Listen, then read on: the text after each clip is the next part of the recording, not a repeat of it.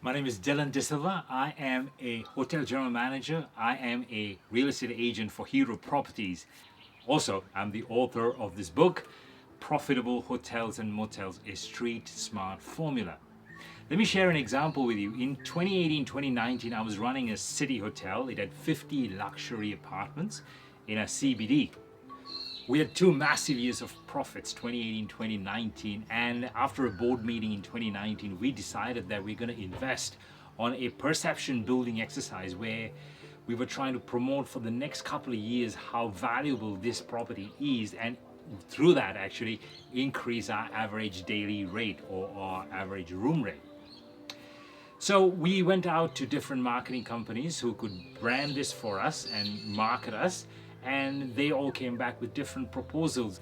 So most marketing companies came back and told us that if you take a 2-year commitment, that is, if you pay us a monthly amount every month instead of paying haphazardly whenever we need their services, that they can give us a 20% discount.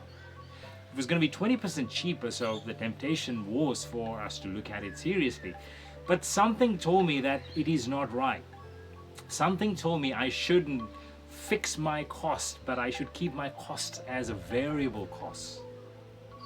In 2019 or late 2019, 2020, COVID hit, borders shut, and we had no business.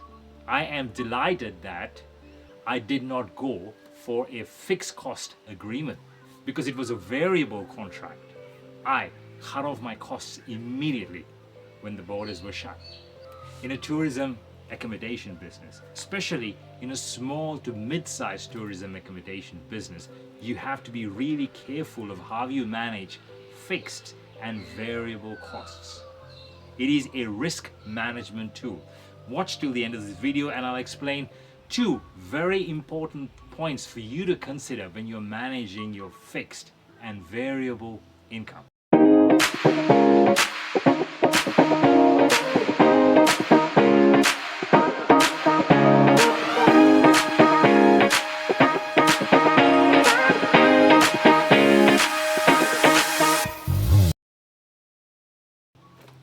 Why did it not tempt me at that moment to take that fixed cost and get a 20% saving?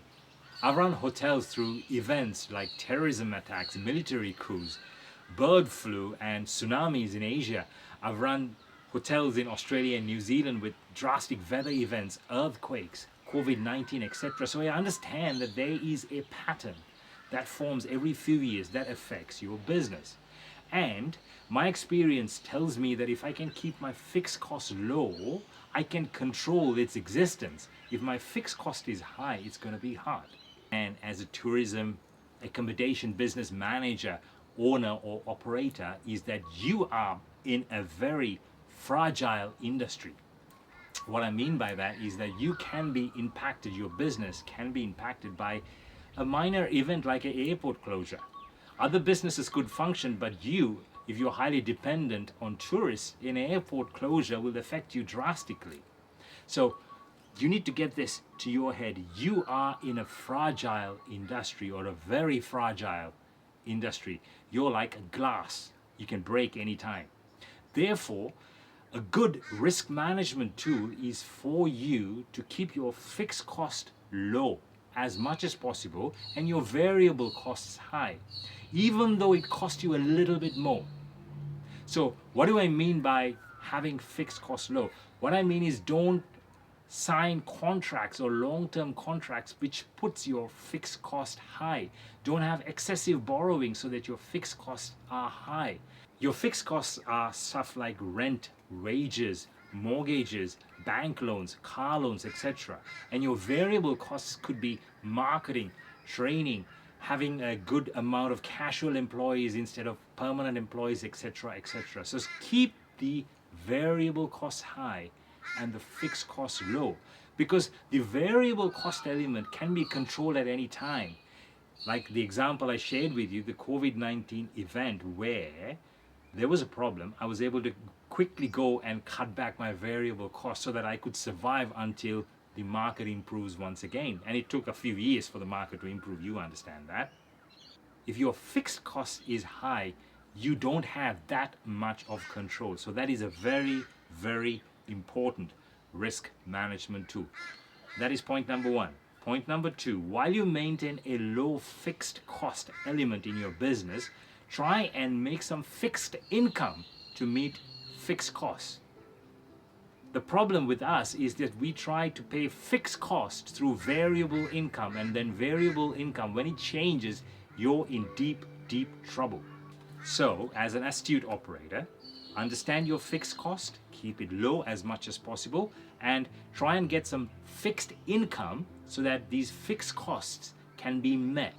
I hope this video helped you in thinking about your profit and loss, about your fixed cost and variable costs. So I suggest that you go back, have a look at your profit and loss statements, and check how much is your fixed cost, what you can do to lower your fixed cost and increase your variable cost if possible, and again, what you can do to fix some income so that you can meet your fixed costs. Please like, subscribe, and share my videos. I post videos like this to help hoteliers like yourselves, sharing my experience. So you liking and subscribing and sharing would help me to a great extent to pass this message through. Also, when you decide to find out more about Profitable Hotels and Motels, please see my links below, and that will lead you to my website dilandesilva.com and all the products which are on offer if they help you increase your profitability in your tourism accommodation business. Please leave your comments. Say whether you agree, disagree, or you may have some other avenues to control your fixed and variable costs. And if you want me to prepare more videos like this or answer any of your questions, please leave comments below and I will get right to it. I produce videos as this for Profitable Hotels and Motels once a week. So please, I hope to see you in my next video.